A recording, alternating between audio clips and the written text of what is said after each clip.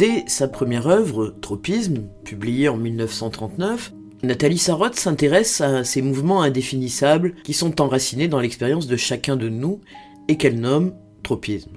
Nous retrouverons cette thématique dans ses romans, mais aussi dans son œuvre théâtrale, qu'elle débute tardivement d'ailleurs avec Silence en 1964, une pièce qui a été écrite à la demande d'une radio allemande.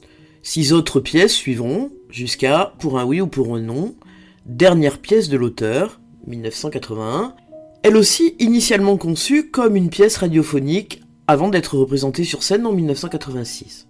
C'est d'ailleurs l'œuvre la plus jouée de Sarraute. Pièce sans acte ni scène, dont les personnages ne sont désignés que par des initiales génériques H1, H2, H3, F, et puis aussi pièce sans action au sens traditionnel, puisque celle-ci est remplacée par un flux et reflux du langage, comme le précise Sarraute elle-même. On y sent aussi encore l'influence des choix d'écriture du nouveau roman que Sarraute elle-même avait théorisé dans l'ère du soupçon en 1956.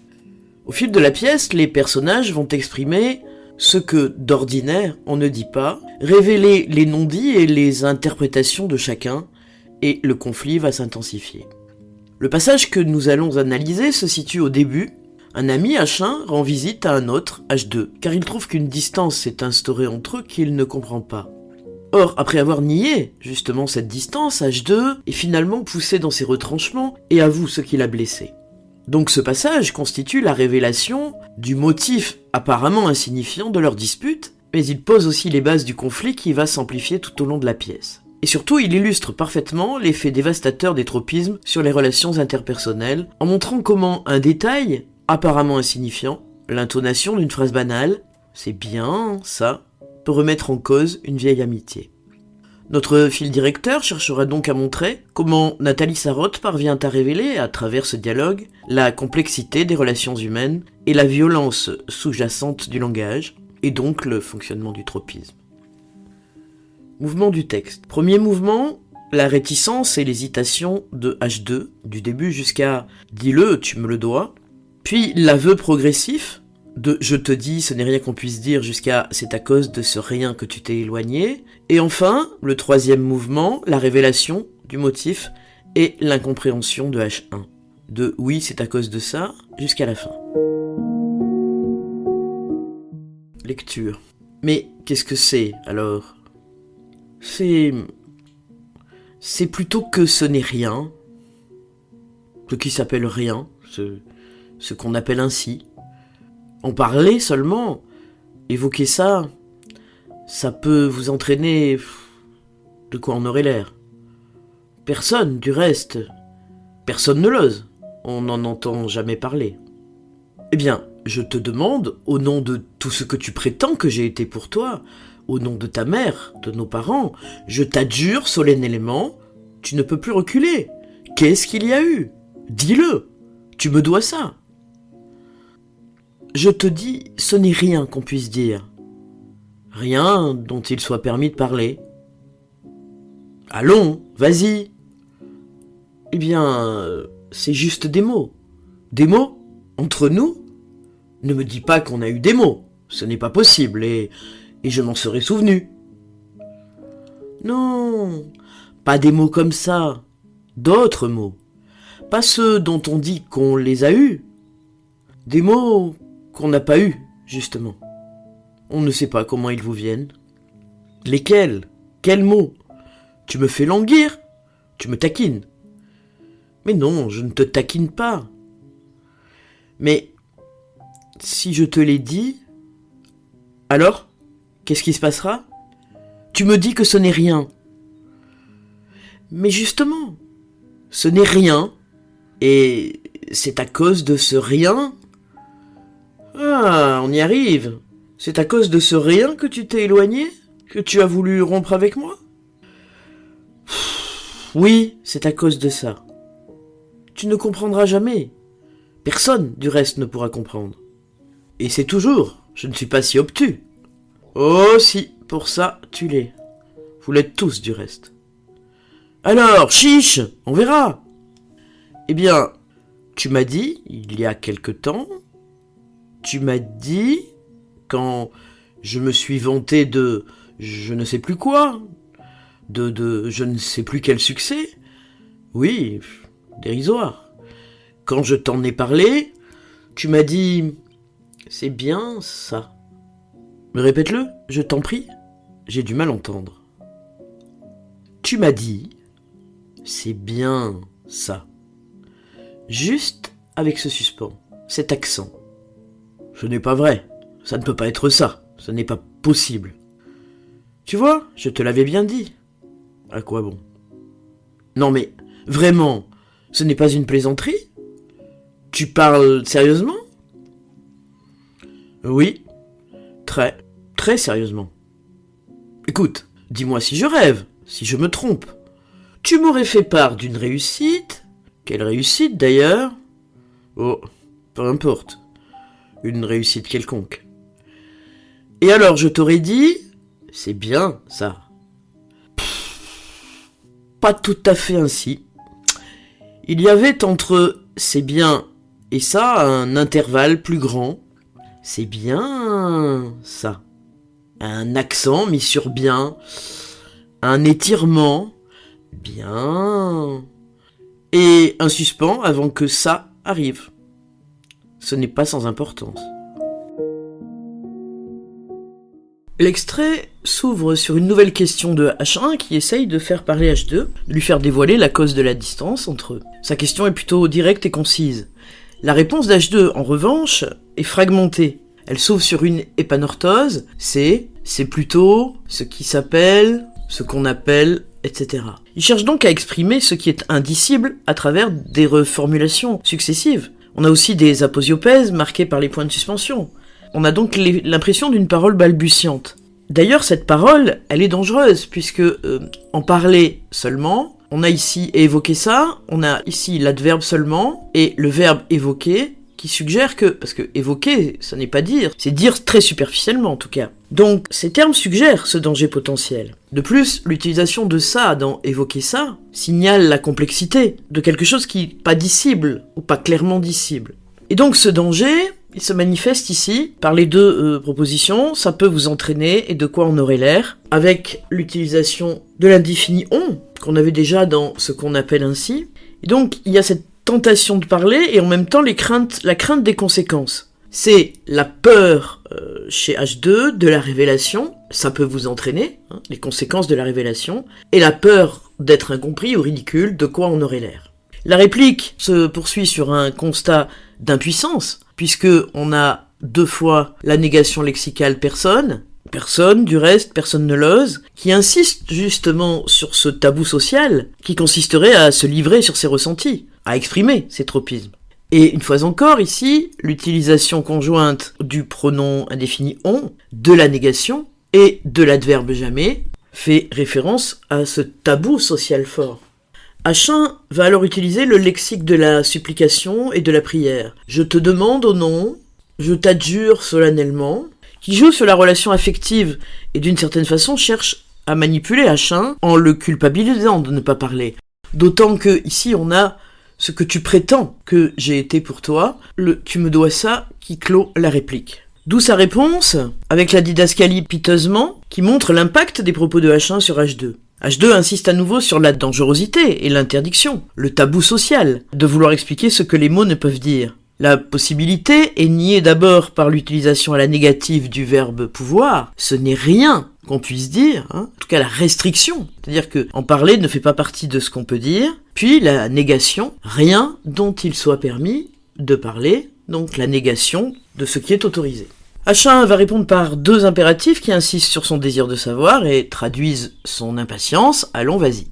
Devant l'insistance de H1, H2 cherche à minimiser l'importance de ce qu'il tente d'exprimer, c'est ce que montre l'emploi, ici, de l'adverbe restrictif juste, c'est juste des mots. Mais cette réplique de H2 va déclencher un espèce de quiproquo puisque la réplique de H1 va jouer sur l'ambiguïté du sens de l'expression avoir des mots, qui signifie normalement avoir une dispute claire. H1, ici, interprète littéralement ce que H2 vient de dire. C'est juste des mots. Si c'est juste des mots, on a eu une dispute, c'est pas grave. Or, des mots ne me dit pas qu'on a eu des mots.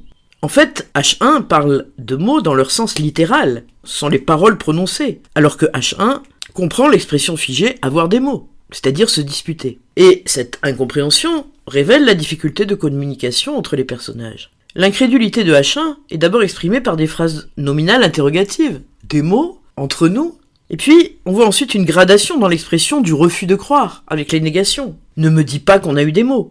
Puis une affirmation à la forme négative, ce n'est pas possible. Et enfin, l'utilisation du conditionnel passé, je m'en serais souvenu, qui fonctionne comme une accusation implicite. Puisque je ne m'en souviens pas, c'est que tu inventes. H2 ouvre sa réplique par une négation initiale qui rectifie l'interprétation de H1. Non, pas des mots comme ça, d'autres mots. Les négations qui suivent, pas ce, pas eu. Donc les négations qui suivent et l'utilisation de l'épanorthose, pas des mots comme ça, pas ce, etc., insistent sur ce refus de réduire le problème à une dispute explicite. C'est-à-dire des mots qu'on a eus, des mots dont on dit qu'on les a eus. Mais ce que veut expliquer H2, c'est que le problème, ce sont ces autres mots. Des mots qu'on n'a pas eus, avec l'insistance de l'adverbe justement, avec l'adverbe justement qui insiste sur cette différence d'interprétation, et le fait que « eu » soit entre guillemets. Enfin, à la fin de la réplique, la dernière phrase, on ne sait pas comment ils vous viennent, la négation montre que ces mots échappent à la conscience. Et cette ignorance, associée au verbe « venir », indique un mouvement involontaire, comme si finalement ces mots surgissaient d'eux-mêmes. Ce sont des micro-émotions qui traversent l'esprit sans être formulées consciemment. Et bah donc, ce sont les tropismes. Et ce qui est rien pour H1, une intonation ou un silence, devient essentiel pour H2. H1 va utiliser alors des questions pressantes, lesquelles, quels mots, qui soulignent son agacement. Mais les expressions « tu me fais languir » et « tu me taquines » suggèrent que H1 perçoit la résistance de H2 comme un jeu, et ces mots sont en décalage avec la gravité de la situation. Et la réplique éclaire l'incompréhension fondamentale entre les deux personnages. H1 n'a pas compris ce que lui dit H2, ou ce que tente de lui dire H2. D'où sa réponse négative, mais non, qui provoque un effet d'opposition immédiat, avec la reprise en plus ici des mêmes termes à la négative « je ne te taquine pas ». La dernière proposition est une hypothétique, mais si je te l'ai dit, et elle suggère que H2 anticipe les conséquences négatives à ses révélations, ce qui explique sa réticence. Elle introduit même une vague menace, une sous-conversation renforcée par l'apodiopèse ici, voilà, puisque la phrase n'est pas finie. Réaction immédiate d'H1, et il y a une gradation dans son interrogation. D'abord, alors, qui est une question elliptique, qui relance le dialogue, et qu'est-ce qui se passera ? Qui est plutôt une tentative de désamorcer la crainte de H2 concernant les conséquences de ces révélations, et c'est pour ça que c'est au futur. Enfin, la dernière phrase de la réplique, « tu me dis que ce n'est rien », reprend les propos de H2 pour souligner leur contradiction avec son comportement. « Tu me dis que ce n'est rien ». Si c'est rien, c'est pas la peine d'en faire toute une histoire. Donc, cette réplique illustre parfaitement le décalage sémantique sur le mot « rien », parce que là, à nouveau, H1 le prend dans son sens littéral, alors que pour H2, le rien n'est pas rien. Il le dit. Mais justement, ce n'est rien. Et c'est à cause de ce rien. La réplique met en avant un paradoxe sur le mot rien, avec l'opposition entre ce n'est rien, justement, et c'est à cause de ce rien. Qui montre que ce qui semble insignifiant, le rien, est en réalité la source du conflit. Et l'adverbe, justement, ici, insiste sur la force de ce rien comme cause du problème. Et là, H2 commence à révéler la vraie nature de leur conflit. Effectivement, H1 réagit comme quelqu'un qui a compris « Ah, on y arrive ». Sauf que le ton est un peu sarcastique dans l'exclamative « Ah, on y arrive ». Et il marque la satisfaction, certes, de H1 de progresser dans la compréhension du conflit, mais c'est une fausse lucidité, puisque la réplique finale de H1, c'est à cause de ce rien que tu t'es éloigné, que tu as voulu rompre avec moi, ce qui révèle son incompréhension. Par contre, le lexique de la rupture, éloigner, rompre, et l'utilisation du tu renvoie en quelque sorte la responsabilité sur H2. Celui-ci d'ailleurs indique sa lassitude par le soupir qu'indique la didascalie, ou un découragement. Et l'indéfini, oui c'est à cause de ça, ici, rappelle l'impossibilité de nommer clairement la cause. D'où la fin de sa réplique, passage du tu à la généralisation, tu personne, l'adverbe jamais et l'utilisation du futur à valeur de certitude, qui montre que le langage est inapte à la communication. Et c'est toujours « je ne suis pas si obtus », l'impératif ici est teinté d'ironie, et c'est toujours, et « je ne suis pas si obtus », bien sûr, est une sorte d'autodéfense agressive de H1. Oh, si, pour s'attuler, vous l'êtes tous du reste, Il y a une gradation ici dans la négation aussi, et une insistance, parce que H2 généralise à nouveau le conflit à une incommunicabilité plus générale, en passant encore du tu au vous, et tous. Vous l'êtes tous exprime une critique en fait de H2 envers le groupe social auquel appartient H1, et suggère que le problème dépasse leur relation personnelle. On peut être surpris par la réponse de H1, alors chiche, parce que là on a l'utilisation d'un langage enfantin qui dénote totalement avec la gravité de la situation, et qui pourrait signifier soit que H1 n'a pas compris, soit qu'il continue d'être sourd volontairement aux attentes d'H2. La réplique de H2 est fragmentée.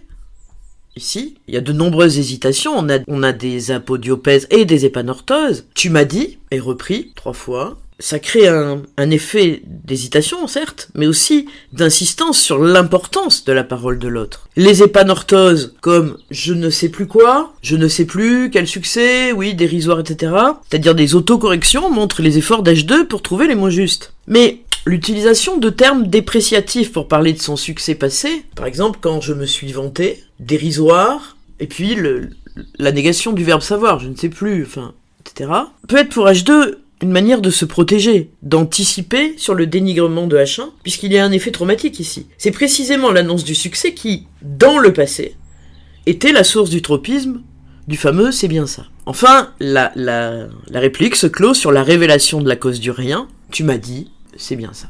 Mis entre guillemets, puisque c'est censé être les paroles rapportées de H2. La réplique de H1, répète-le je t'en prie, est marquée par un contraste entre l'autorité et l'urgence de la demande à l'impératif, répète-le, et la politesse de la formulation je t'en prie. Et cette association crée une dissonance, qui, à son tour, est renforcée par l'expression j'ai du mal à entendre. Parce que c'est une façon de nier ce qui vient d'être dit, c'est comme si H2 n'avait pas parlé. Et là on voit bien le décalage permanent entre les deux personnages. Nouvelle tentative de H2, avec la didascalie prenant courage. Tu m'as dit, hein, on a encore cette expression, c'est bien ça, juste avec ce suspens, cet accent. H2 insiste ici sur l'intonation, juste avec ce suspens, cet accent. Et on a encore cet adverbe, juste, qui montre justement l'insignifiant. H1 ne comprend pas. Et les 3 négations en cascade, ce n'est pas vrai, ça ne peut pas être ça, ce n'est pas possible, qui sont 3 formulations différentes mais qui énoncent la même chose, c'est-à-dire le refus d'y croire, marque une stupéfaction chez H1, mais aussi un fort refus, ou une impossibilité de comprendre les valeurs de l'autre. L'utilisation du pronom démonstratif ça ne peut pas être ça, pour désigner la cause du problème, souligne son caractère apparemment insignifiant aux yeux de H1. Tu vois, je te l'avais bien dit, à quoi bon, marque l'échec de sa tentative, enfin de la tentative d'H2, je te l'avais bien dit. Espèce de prédiction. Et la question rhétorique à quoi bon signale sa résignation et renforce le constat d'échec. On a des aposiopèses là aussi, qui traduisent la résignation. Insistance d'H1 dans son incompréhension par les 2 interrogatifs juxtaposés, hein. Ce n'est pas une plaisanterie, tu parles sérieusement. Par la négation dans la première, et l'adverbe vraiment, non vraiment, qui remet en doute ce qui a été dit. L'opposition implicite aussi entre plaisanterie et sérieusement, qui crée un effet d'opposition, d'antithèse, qui souligne le contraste entre ce que H1 espère, hein, que ce soit une blague en fait, et ce dont il a peur, que ce soit très sérieux. Donc, à nouveau, on perçoit ce décalage de perception et d'utilisation du langage chez les 2 personnages. Ce qui est insignifiant pour H1 est profondément blessant pour H2. D'ailleurs, il confirme, par la reprise de l'adverbe très très, qui montre l'écart entre la perception des 2 personnages, puisque l'un voit une plaisanterie, là où l'autre répond par 4 adverbes, oui, très, très, sérieusement, qui viennent confirmer que ce n'est pas une plaisanterie. Toujours beaucoup de doutes chez H1, toujours des impératifs aussi, écoute, dis-moi, 2 hypothèses, si je rêve, si je me trompe, pour finalement arriver à un conditionnel passé, tu m'aurais fait part d'une réussite, et ce conditionnel passé, qu'est-ce qu'il fait ? Eh bien, il refuse la version d'H2, parce que il fait de ce que lui a dit H2 une hypothèse invraisemblable, à laquelle il ne croit pas. Hein. Tu m'aurais fait part d'une réussite, mais tu délires, mon pauvre ami. Et ici, l'adjectif dépréciatif quelle réussite d'ailleurs, et la fausse concession, avec d'ailleurs, signale un grand mépris pour cette réussite éventuelle, puisqu'il n'en a aucun souvenir. À nouveau, interjection ici, qui fonctionne comme un soupir, qui signale encore le découragement d'H2 face à l'incompréhension de H1. Les points de suspension ici entre peu importe et une réussite quelconque, et l'emploi de l'indéfini aussi quelconque, qui contraste avec l'importance réelle accordée par H2, insiste sur ce découragement, ce sentiment qu'il ne sera jamais compris. H1 est toujours dans le déni, parce qu'il réutilise le conditionnel passé, je t'aurais dit, et continue ainsi de montrer que H1 considère les propos de H2 comme, en gros, une hypothèse farfelue. Quant aux guillemets qui encadrent ici, c'est bien ça, ils sont ambigus, parce qu'ils permettent à H1 de se mettre à distance des mots de H2, de ne pas se les approprier. En fait, ce n'est pas lui qui les a dit, c'est H2. Malgré tout, H2, en dépit de la didascalie qui montre cette lassitude et ce découragement, va tenter une recherche de précision. Pas tout à fait ainsi. Toute la réplique, d'ailleurs, se veut explicative, avec plusieurs propositions juxtaposées, ici. Et l'aposiopèse, c'est-à-dire les points de suspension ici, est utilisée à la fois pour marquer cette lassitude, mais va donner aussi un effet de précision chirurgicale dans l'explication. Parce que on a un intervalle plus grand, le comparatif ici, plus grand, l'accent, mis sur bien, l'étirement, avec la graphie, et le suspens, montre que H2 focalise son attention sur le détail, l'insignifiant. Mais cet insignifiant, c'est précisément le tropisme qui déclenche d'abord la distance, puis la dispute, et finalement sans doute la rupture entre les deux amis. Et la double négation qui clôt la réplique, ce n'est pas sans importance, puisque ici on a une négation syntaxique, ce n'est pas, et une négation lexicale. Donc cette double négation transforme la négation en assertion. Ce n'est pas sans importance, veut dire c'est important. Et oui, c'est important. Parce que la distance entre bien et ça, finalement, provoque la distance entre les deux personnages et fait de l'intervalle, de ce petit rien qui est l'intervalle, le lieu du drame relationnel entre H1 et H2. Conclusion. La progression grammatique de cet extrait du début de Pour un oui ou pour un non nous fait donc découvrir la difficulté à verbaliser l'indicible. Les procédés stylistiques, aposiopèse ou épanorthose, etc., traduisent cette parole qui se cherche, qui tâtonne, pour exprimer ce qui échappe habituellement au langage. Le mécanisme du tropisme, ici, cause de l'éloignement de H2. Le décalage entre les paroles prononcées et les paroles perçues. Le décalage entre l'usage d'un langage conventionnel chez H1 et d'un langage beaucoup plus subjectif chez H2, et les conséquences de ces décalages font de ce passage une véritable autopsie du malentendu qui ne fera que croître au cours de la pièce. Ce passage constitue donc une parfaite illustration de l'œuvre de Sarraute, où l'action traditionnelle est remplacée par un flux et reflux du langage, où le conflit naît de la perception subjective des nuances et de l'impossibilité fondamentale de partager finalement pleinement l'expérience d'autrui.